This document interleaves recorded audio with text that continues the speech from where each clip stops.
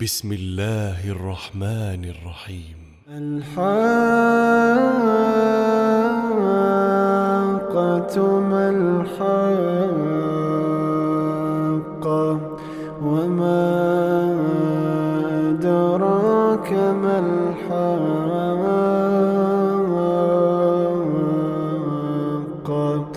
كذبت ثمود وعاد بالقارعة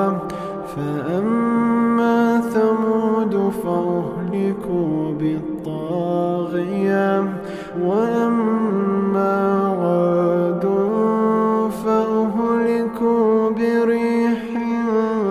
صرصر عاتية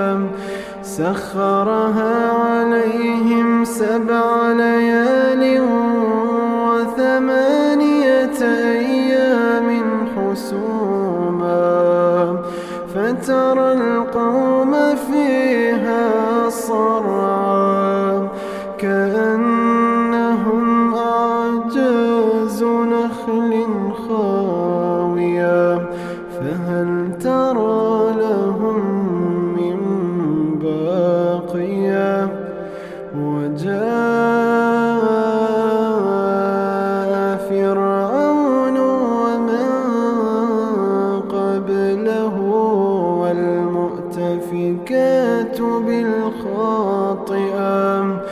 فعصوا رسول ربهم فأخذهم أخذة رابية إنا لما طغى الماء حملناكم في الجارية لنجعلها لكم تذكرة وتعيها أذن واعية فإذا نفخ في الصور نفخة واحدة وحملت الأرض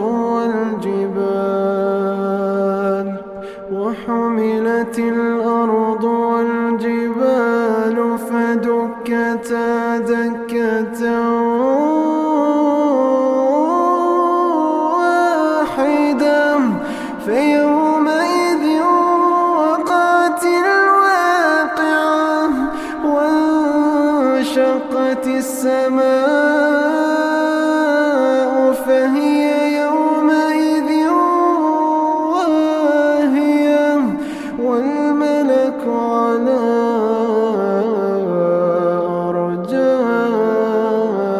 أرجائها ويحمل عرش ربك فوقهم يومئذ 8 يومئذ تعرضون لا تخفى منكم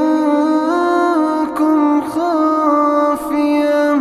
فأما من أوتي كتابه بيمينه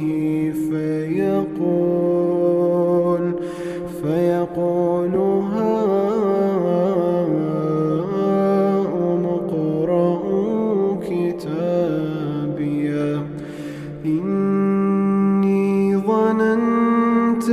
أني ملاق حسابيه فهو في عيشة راضية في جنة عالية قطوفها دانية كلوا واشربوا هنيئا بما أسلفتم في الأيام الخالية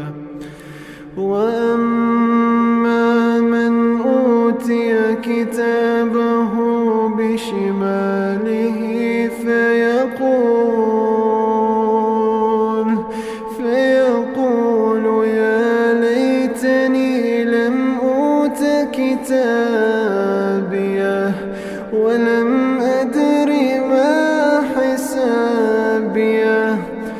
يا ليتها كانت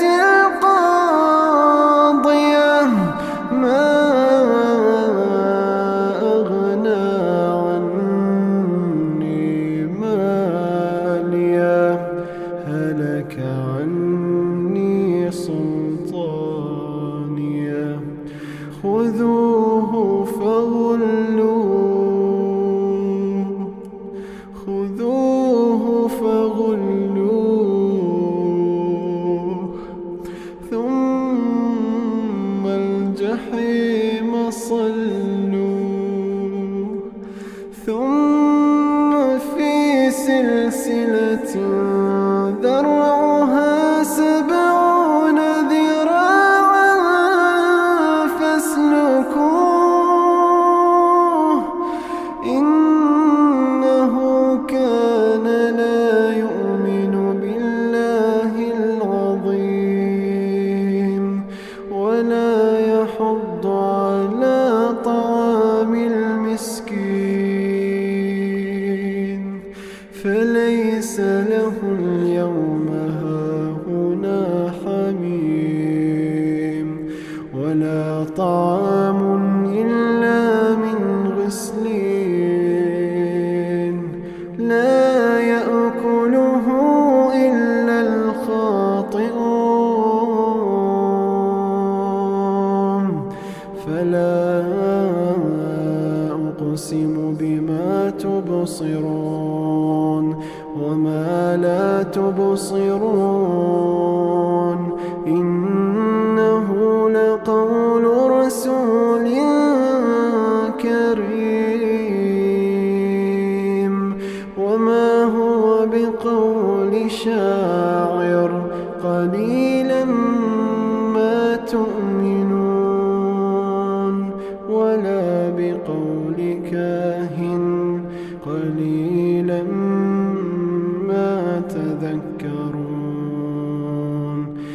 تنزيل من رب العالمين ولو تقول علينا بعض الأقاويل لأخذنا منه باليمين ثم لقطعنا منه الوتين فما منكم من أحد عنه حاجزين وإنه لتذكرة